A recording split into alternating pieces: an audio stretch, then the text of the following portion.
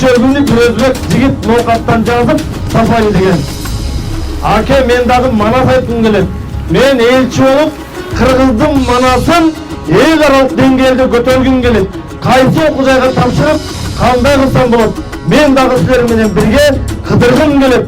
Кыргызстандын кыйы аймагын бирге басып, сыдыргым келет деген жакшы тилегин угуп, демек башка улуттун өкүлдөрү манасты жайылтууда салым кошууга далалат көрүп, ниет кылып, кыялданып, ошого дилгирленип атканын көргөндө, демек кыргыз жаштары бул багытта кайдыгер карап турбайт деген тарихте үмүттөбүз.